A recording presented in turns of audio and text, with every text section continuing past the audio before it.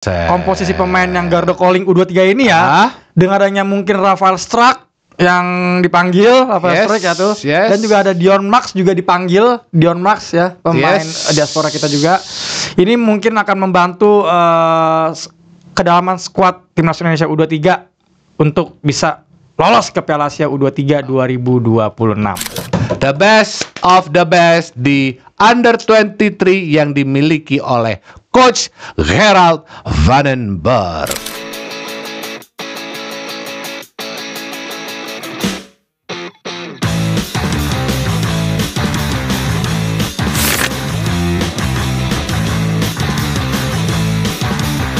Oke nih, udah boleh buka? Oke, Garuda Calling.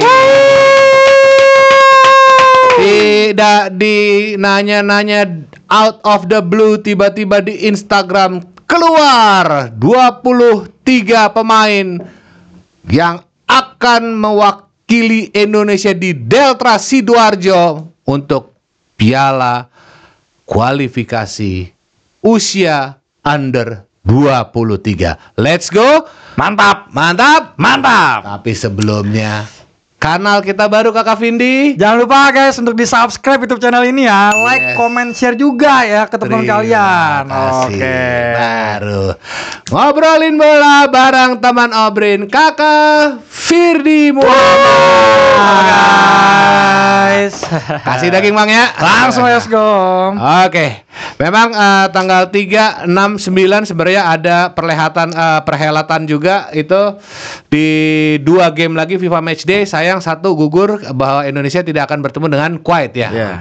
Apakah ada hubungannya? Pertama juga 3 pemain Marcelino Ferdinand, Justin Hubner dan Rafael Struijk akan bisa diikutin atau tetap tidak pasti absen untuk di U23? Rafael Struijk dipanggil Om buat U23. Iya, saya mau menjebak Kakak Vindi gitu.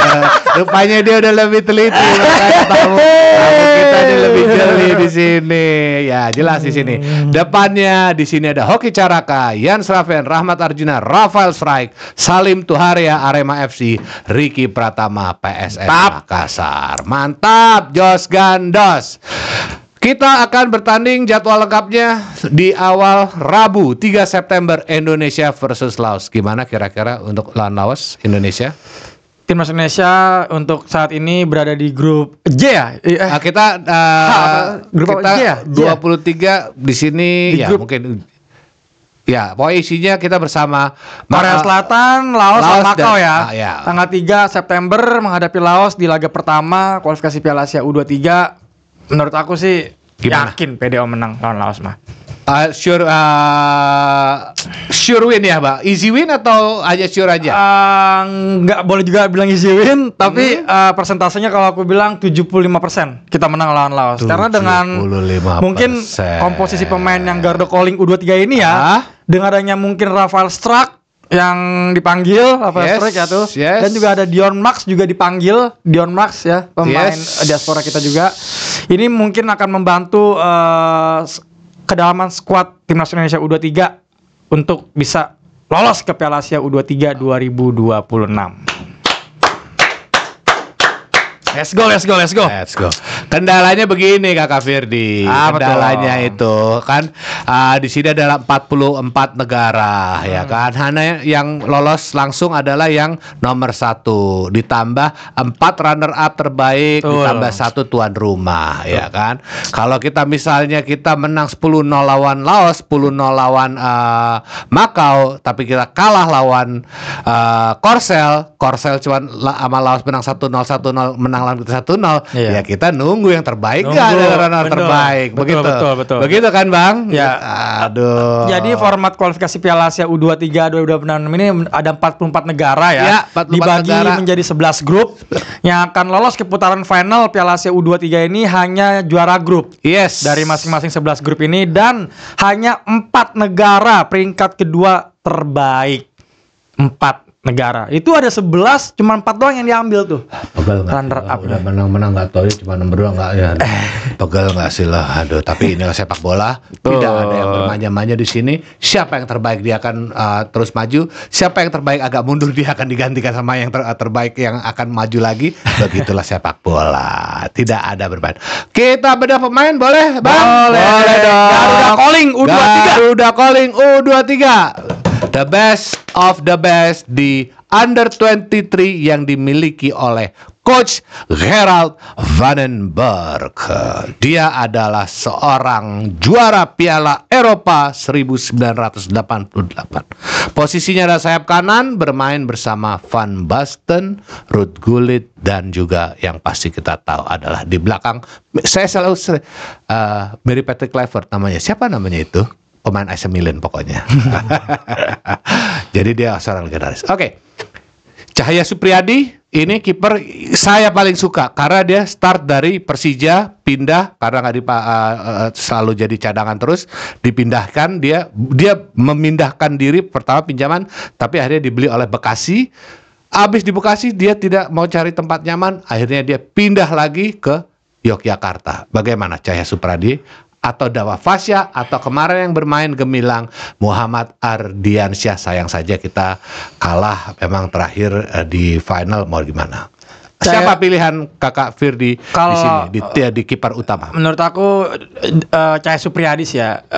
Dengan Cahaya Supriyadi yang mengawal gawang dari PSIM Yogyakarta. Yes, emang. Menghadapi Persib Bandung, save-nya luar biasa juga tuh dari Cahaya Supriyadi. Dia yang waktu STY masih megang itu, bro. Dipanggil kan sama Cahaya Supriyadi sempet itu. Jadi Cahaya Supriyadi emang ya menurut aku jadi pilihan utama sih untuk paling mahal market value-nya. Market value-nya paling mahal, paling kecil Pak market value-nya Muhammad Ardiansyah ini, bro. Tapi nggak tahu kenapa Gerald Vandenberg suka tipe orang Belanda itu kiper kalau bisa jadi sweeper. Kiper tuh bola datang ke dia olah lagi, dia build up lewat kiper. Jadi kiper juga harus pinter-pinter build up juga nih. Yes, kita istilah zaman dulu tuh sweeper kali ya, kita bilang gitu ya.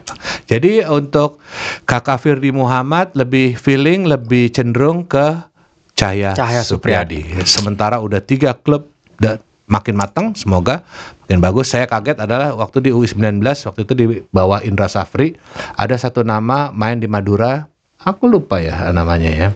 Ikram Al-Ghifari. Belum kelihatan namanya. Tapi it's okay. Oke, saya juga setuju dengan Firdi Muhammad. Breaking news, pilihan utama di sini bukan kaleng-kaleng, lawannya cukup berat. Satu doang sih yang berat ya. Korea Selatan adalah Cahaya Supriyadi. Belakang Kakak Firdi ada Kakang Rudianto Persib Bandung, Kadek Arel Priyatna Bali United udah punya 1 title U19 waktu itu di bawah Indra Safri. Muhammad Ferrari Bayangkara FC mempunyai 1 title bersama Indra Safri juga U19, dan Dion Marks Nijmegen U21. Dion Marks ini sudah ada angka market value-nya, sudah ada Dion Marks. Dion Marks belum ada market value-nya, belum ada. Jadi kontrak pertamanya ini dia berarti masih di under 20-an, dia belum ada market value-nya, belum ada. Dinis Mehen itu. Dinis Mehen. Kelompok umur. Oke, kalau kita memakai terakhir perlihatan kita di AFF, Kakak Vindi ngelihatnya selalu pakai 4 back kita ya, Bang ya? 4 back ya.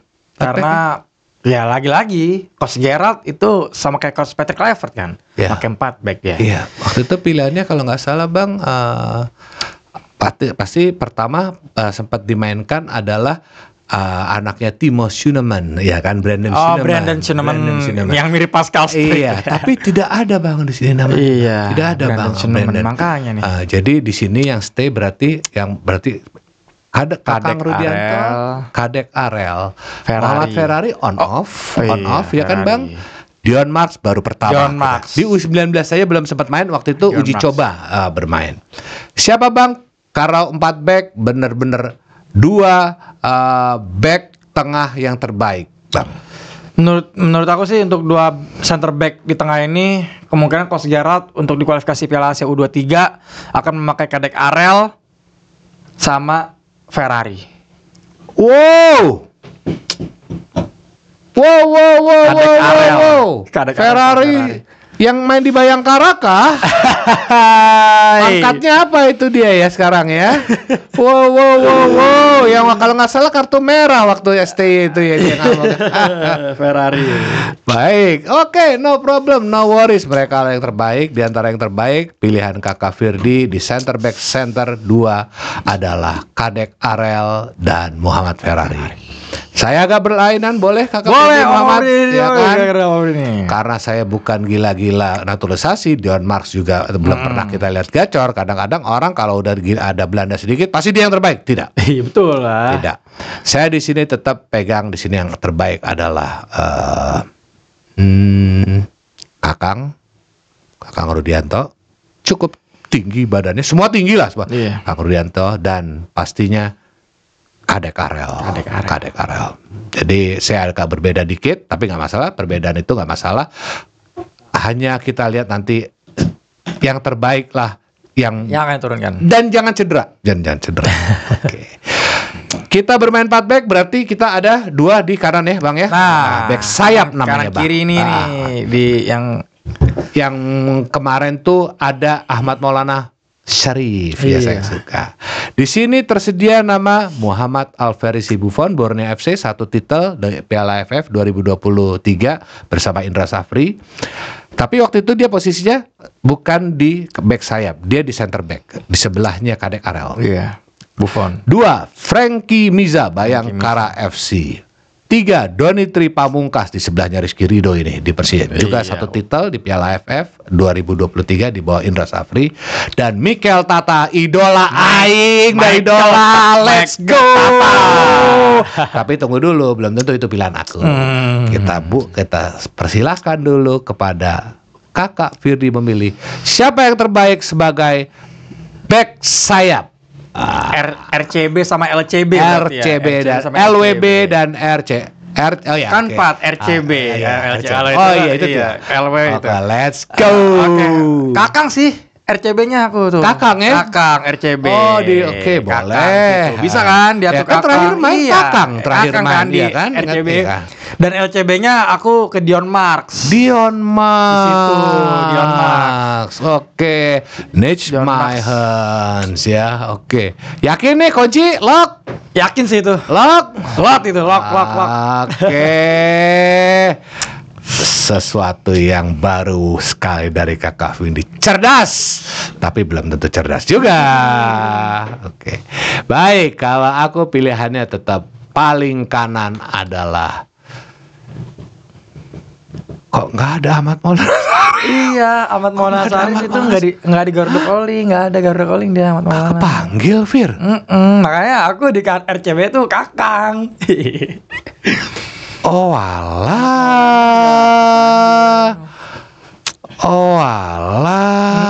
Iya. Baik. Karena saya suka Buffon bukan di posisi Buffon bisa paling di kanan, RCB. bukan di posisi paling kanan. Nggak indah. Di switch lah dia kalau gitu. Kakangnya di kanan juga. Aduh, puyeng pala gue jadinya. Gimana ya jadinya ya?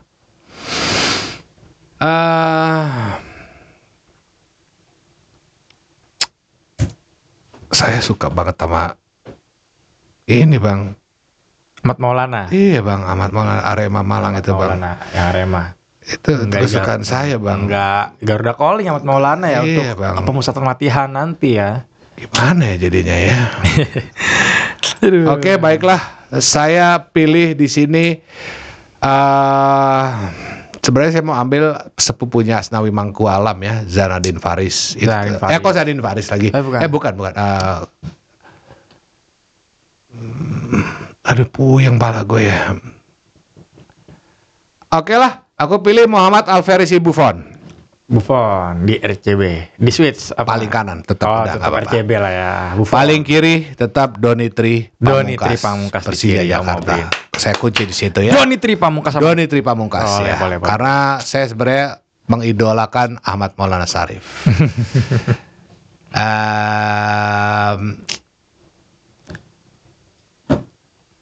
Aduh, tapi maaf, saya ke Mikel Tata.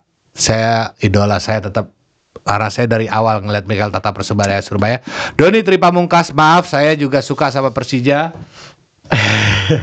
Tapi kadang-kadang Doni Tri Pamungkas sama Mikel Tata saya kalau sehat sama sehat belum tuh. Pilihan saya kiri paling kiri Mikel Tata, LCB. kanan paling kanan LCB. Muhammad Alverisi. Let's go. Oke. Di posisi tengah Kakak Vindi ada tersedia nama Tony Firmansyah Persebaya Surabaya. Tony Firmansyah, Arhan Fikri Arhan Arema FC Fikri. gacor. Robi Darwis back to back. Ya, oke. Maung Bandung, Raihan Hanan. Zaradin Faris Persis Solo, di belakangnya Ramadan Sananta dulu, dan Ananda Raihan PSMAS. Ini U23 bareng Rizky Ridho nih, ada U23 ini. Dia punya titel juara SEA Games 2023 di waktu itu di Thailand ya, SEA Games. Thailand. Baru Yang terjadi keributan di situ. Oke. Silakan Kakak Firdi memakai jadi di 4 tengah. berapa di tengah berapa formasi? 4-3-3 kali ya. 4-3-3. Oke, silakan. 4-3-3 di 3 di tengah. Untuk sebagai CMF ya. CMF Center 2 midfield ya. 2 ya. 2 CMF-nya center midfielder. Aku memilih Arkan Fikri. Jelas lah ya tuh. Memiliki pengalaman juga. Bukan udah pernah patah kakinya Bang waktu itu, waktu bareng sama Ronaldo Kuateh di U17 dulu tuh, pernah itu. Arkan Fikri dia sudah mempunyai pengalaman juga, ya tentu mempunyai kualitas yang bagus lah ya Arkan Fikri. Untuk menjaga ritme di lini tengah. Jago dia. Arkan Fikri. Megang bola. Dan juga CMF-nya sayang banget Tim Gapens nggak dipanggil sih ya. Tim Gapens nggak dipanggil Tim Gapens. Pada sahabatnya Jens Raven itu Tim Gapens itu. Iya, karena Tim Gapensnya juga udah main reguler di FC Emmen klubnya. Emmen ya, udah di Emmen ya. Jadi nggak diizinin. Dia bareng sama siapa di Emmen? Kita juga ada kan pemain kita di Emmen. Nggak ada om, Emmen ya cuma dia doang. Verdong bukan dia pernah di Emmen dulu ya? Dia Nismayan kan sekarang. Iya. Sekarang ya. Oke. Jadi Satu Tim lagi, Gapens, tim nggak ada Tim Gapens. Tony Firmansyah.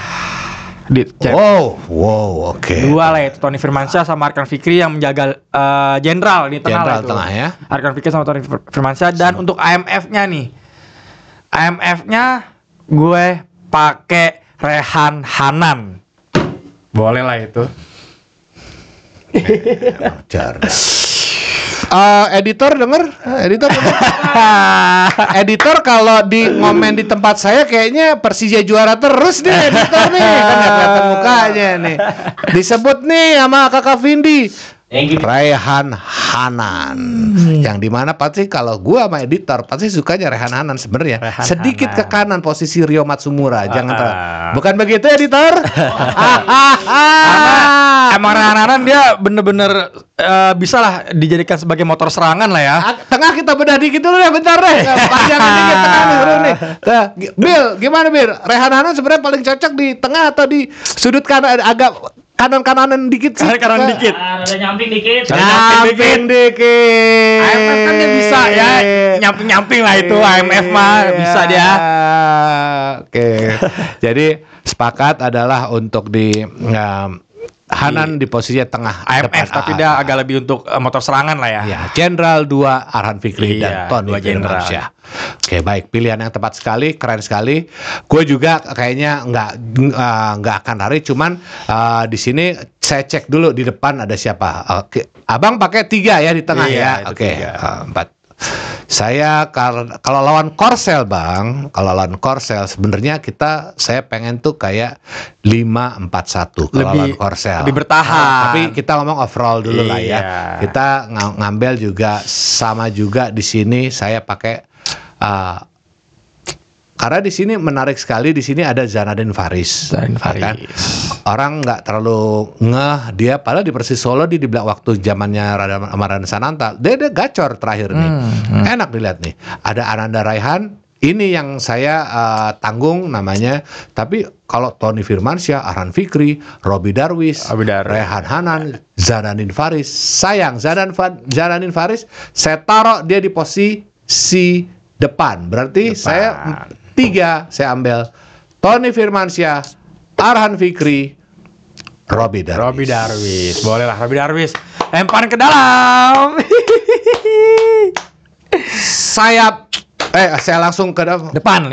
Saya kanan saya bikin di situ adalah kebanggaan aing adalah Rehan Hanan untuk di wing striker kanan. Dan di kirinya adalah Zananin Faris. Gitu. Wow. Boleh. Kalau Kakak Vindi sayapnya untuk di lini depan berarti 3 nih, langsung aja ya, sekalian aja lah. Aku masih kurang 1 ya kan? Lini depan 3, untuk di wing striker kiri Rafael Strike. Sayang banget. Asis ya kemarin ya. Asis di Bali tempo hari. Belum ada gol ya Bang ya, tapi ya. Belum ada gol. Semoga inilah. Karena apa ya? Sayang banget kalau nggak dipakai Rafael Strike ini ya. Sayang banget yang sudah mempunyai kenyang pengalaman ya. Iyalah. Di Indonesia. Iyalah. Di senior main terus pada saat eranya Coach Sintayong. Rafael Strike ini ada kualifikasi Piala Asia U23. Sayang banget kalau nggak dimanfaatkan kualitas dari Rafael Strike ya, melakukan tendangan pisang pada saat menghadapi Korea Selatan di Piala Asia U23 juga. Rafael Strike yang golin kayak itu, tendangan pisang lawan Korea Selatan. Dan lawan Bahrain juga. Pelatihnya siapa waktu itu ya? Jadi Rafael Strike di wing striker kiri, wing striker kanan bingung siapa ya? Ayo wing striker kanan. Mau dibacain ulang? Boleh. Okay. Ada siapa sih? Yang depan ya. Hoki Caraka lebih kecil. Jens Raven juga. Rahmat Arjuna hadir terus, pemain utama terus tempo hari. Rafael Strike. Iya. Salim Tuharea Arema FC, Ricky Pratama. Untuk CF sudah jelas Jens Raven lah ya. Untuk CF Jens Raven, dan di kanan kayak milih Rahmat Arjuna lah, boleh. Gitu ya Bang ya. Karena udah kayaknya kanan nggak ada lagi nih. Rahmat Arjuna lah, nggak apa-apa lah. Kalau emang bisa untuk bermain dua lini serang ya, 2 yang di tengah lagi Zananin Faris lah itu. Jadi si siapa Rehan Hanan sama Zananin Faris, yang 2 di depan Jens Raven sama Rafael Strike. Udah begitu dah. Itu paling nggak ada lagi itu dah. Kalau aku kan tinggal kurang 1 pemain kan Bang. Rafael Strike baru di CF-nya, mantap. Iya dong. Kalau orang-orang bilang Rafael Elklemer itu salah. Bener. Rafael Strike adalah orang yang sorry kok jadi saya sombong. Maksudnya kita boleh melihat pemain itu seperti klemer, tapi lihat potensinya dia. Dia tuh diam-diam dia Thunder Strike, ada bola atas kuat, benar, bermain tanpa bola, bergerak tanpa bola, bagus. Betul. Rafael Strike ini mungkin adalah anak kita yang akan nanti paling bersinar. Semua nggak ada yang tahu, ya kan? Semua nggak ada tahu. Tapi pilihan saya jelas di CF.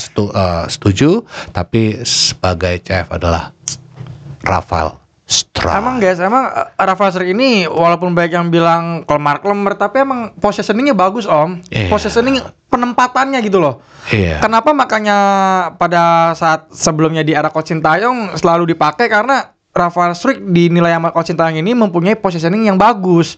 Walaupun mungkin sprintnya kurang atau dibilang ya dinilai orang apa sih nih pemain overrated, tapi dia selalu ada di setiap peluang-peluang. Rafael Strike tuh. Setuju Bang. Iya, Rafael Strike. Oke. Lanjutin, boleh balik terus Bang. Iya, jadi makanya inilah tugas dari pelatih sebenarnya. Makanya di Dewa United mungkin Rafael Strike belum menonjol, nggak tahu cara manfaatin Rafael Strike ini. Belum kelihatan, belum tahu manfaatnya. Apa keunggulan ini? Iya. Oke. Kenapa di Dewa nih kayaknya Rafael Strike dinilai orang kok di Dewa jelek, karena mungkin dari tim kepelatihan Dewa United ini masih belum tahu bagaimana cara memanfaatkan dari Rafael Strike ini gitu Om. Di Dewa kan masih ada Egy sama si Septian Bagaskara di kanan Bang, ya kan Bang. Oke Bang, kita ngomong ke bagian tengah sedikit boleh Bang? Kita ambil dagingnya dikit Bang. Kendalanya kemarin kita di AFF kemarin kita keteteran ketika Arhan Fikri, Tony Firmansyah dan satu lagi cedera tempo hari. Setelah itu nggak bisa masuk. Kalau masih bisa Jens Raven masih bisa masuk. Tony Firmansyah, Arhan Fikri sama satu lagi siapa ya? Robby Darwish bukan? Siapa ya Bang ya? Jadi bagaimana nih Bang dengan formasi yang ada di sini? Pak Erick Thohir kan bilang lapis pertama dan lapis kedua kita itu terlalu jauh gapnya. Iya kan waktu betul. kita. Nah sekarang dengan komposisi yang ada ini Bang, apakah masih terlalu jauh gapnya antara pemain starting 11 and the substitutes gitu? Ngeri-ngeri sedep. Apa tuh? Ngeri-ngeri sedep. Mana ada ngeri-ngeri sedep Bang? Ngeri-ngeri sedep. Kalau pemain lapis utamanya pada cedera, aduh bingung. Ya bener gak sih? Masih ngeri-ngeri sedap. Ini buat di U23 kan, makanya Pak Erick Thohir bilang untuk makanya dengan adanya dinaturalisasi Miliano Jonathan, Mauro Zylstra, dan juga nanti ada pemain-pemain mudanya lagi untuk biar nggak ngeri-ngeri sedap. Oh jadi bener Bang Firdi tempo minggu lalu bilang Miliano Jonathan dan Mauro Zylstra itu emang bukan di sini posisinya ya Bang, ya langsung lompat ke senior jadinya. Senior, Miliano Jonathan buat di senior, tapi belum tahu nih Mauro belum ada kepastian untuk ke senior langsung apa enggak. Tapi menurut gua sih karena Oleh Romeni yang masih ragu ya Om ya. Oleh Romeni kan masih ragu nih, jadi Mauro kemungkinan akan bermain di senior untuk menjadi pelapisnya lah Mauro Zylstra. Tapi ada waktu itu ketemu katanya kita coba dulu di U23. Iya, Mauro. Tapi nggak ada namanya di sini, Bang. Kan ini aja tadi hari ini baru sidang. Hari ini Om, tadi sidang komisi 13 Oh iya. Hari ini tadi dan alhamdulillah sudah disetujui sama DPR. Aduh, saya belum berani tepuk tangan nih soalnya breaking news nih. Udah boleh. Jadi udah. Oke. Breaking news. Tempo hari soalnya bilang Zinedine Zidane mau pindah ke Persib Bandung, kan ngeri kita ya kan. Jadi kalau untuk ngeri-ngeri sedapnya ini belum teratasi juga Bang ya, karena emang lapisan keduanya masih berbeda ya Bang ya. Ya bahkan kita kalau orang-orang yang kurang ngikutin di Liga BRI Superliga sekarang seperti Ricky Pratama agak Salim tuh siapa dia ya kan masih yang ngawang-ngawang lah nama pemainnya. Zanadin Faris belum tentu semua tahu. Jadi kita kalau untuk cara bermain Gerald Vandenberg, dia memang suka bola, dia pemain sayap. Saya bilang, saya nonton 1988 itu lawan Rusia, menang 2-1. Umpannya dari diumpan jauh ke kiri jauh gawang, dari langit datang disuting sama Van Basten. Saya nonton sepak bola Piala Eropa, gol terindah lah itu ketika itu kaptennya Ruud Gullit. Dan ini adalah orang yang suka syuting dari luar kotak penalti, Vandenberg. Oh, tipikalnya syuting. Kakinya panjang sebelah, Bos. Gitu. Jadi tipikalnya dia emang yang suka ngelihat gawang lebar, dia manfaatkan syuting begitu. Tapi bukan yang paha gede, powerless kan. Bukan power ya. Bukan Mark over Mars lah. Bukan Mark over bukan. Kayak Yanja Sayuri mungkin. Nah, mungkin Yanja Sayuri gitu ya. Bukan yang tipikal yang power yang kayak Hulk ya. Kan Hulk power dia tuh, bukan. Tapi dia adalah saya nonton di podcastnya Alex Pastore, tentu jadi ditanyakan, kalau ditanya salah satu siapa sayap terbaik yang ada di KNVB di Belanda, Ruud Gullit pasti selalu bilang Gerald Vandenberg. Itu tahun 80-an, 88. Dia ngalahin Jerman, diludahin waktu itu Rudi Voller, kena karma di tahun 90 di semifinal kalah sama Jerman yang juara dunia. Baru timbul nama 1986-nya nama pelatih kita Patrick Kluivert. Jadi dengan Simon Tamata pelatih backnya belakangnya Zulkifli Syukur di 2010 berbareng dengan Bambang Pamungkas, back maut juga itu. Apakah bisa mengatasi Korea Selatan? Saya cukup Korea Selatan aja saya tanya. Korea Selatan ya. Gimana Kakak Vindi? Masih 50-50 Om. 50-50 sih. Kakak Vindi bilang kemarin katanya Sintayong katanya dikasih kursi di tempat parkir ya. Di tempat parkir di Korea Selatan. Nontonnya di mana sih? Nonton di Deltras dikasih nonton nggak sih? Coach Sintayong dia menjadi manajer buat Korsel U23. Oh, jadi nggak nonton nih di Deltras. Malah di Sidoarjo nggak nonton. Musuh nih Coach Sintayong nih kayaknya nih. Waduh. Balas dendam kah? Aduh, saya suka Sintayong lah Pak Kak Firdi. Saya suka Sintayong lah. Saya suka akan legasinya dia. Jadi untuk cara bermainnya Vandenberg mempunyai ciri khas sendiri Bang ya, menguasai lebih banyak menguasai bola ya kan, akan mempunyai banyak kesempatan untuk menceploskan bola ke gawang. Betul, Vandenberg. Baik, teman-teman, saya rangkum di sini dari sahabat saya Firdi Muhammad dengan nama kerennya adalah L Breaking News adalah timnas kita yang terbaik yang telah dipilih inilah memang udah yang terbaik. Tapi untuk lapis 2-nya masih ngeri-ngeri sedap. Ada istilah ngeri. Jadi belum terlalu imbang di antara starting 11 dan substitutes-nya. Tapi untuk pelatih Kakak Firdi Muhammad sangat yakin Gerard Vandenberg bisa mengolah tim ini menjadi tim yang kuat, minimal masih 50-50 tapi dibilang masih 50-50 untuk lawan Korea. Tapi saya tambahin satu aja lah, masih 51% kemungkinan. 51% dari 51 tambahin ya. Oke, kayaknya ada boleh tambah-tambahin lagi Kak Vindi. Jadi ya gini ya, karena kalau dibilang harus lolos ke putaran final Piala Asia ini, yes, ya harus sih Om. Nah, karena gini loh. Ya makanya jangan bilang 50 dong, Bos. Gak tahu ya kenapa. Bos yang bilang gitu. Ya kan 50 ada lolosnya 50%. Yes. Tapi sebenarnya harus. Karena apa? Karena di edisi sebelumnya kita lolos. Kita Ridho ke kaki Uzbek. Edisi sebelumnya lolos kita. Karena apa ya? Pertama kali juga dalam sejarah timnas U23 kita bermain di putaran final Piala Asia U23. Nih gua mau debat dulu nih. Bentar ya, editor jangan salah. Gua mau debat dulu. Sebentar. Apa? Waktu itu nih aneh sebutin nih, ada Ridho Pratama Arahan, ada Komang Teguh, ada banyak pemain kualitas berarti. Kelly Stroyer, ada Bagas Kava, Bagus Kavi, di situ Edo Febrial. Bos, pemain kualitas. Iya, di situ Pak emang golden akhirnya. Kalau ini lain, Bos, ceritanya, Bos. Apakah Donitri bukan pemain kualitas? Rahanan bukan pemain kualitas. Yes, betul. Berarti nah ini menjadi PR Coach Gerard Vandenberg menciptakan golden eranya.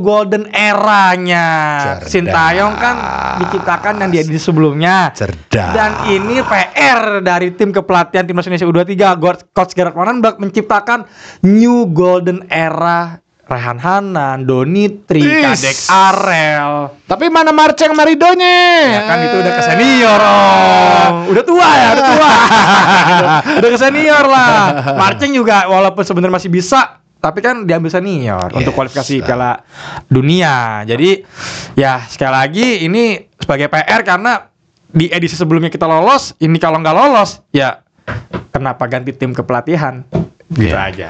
Memang kita ingat teman-teman luar biasa ketika itu waktu kita di bawah Indra Safri ya, juara SEA Games waktu itu. 2023. Wah, subhanallah itu komplit.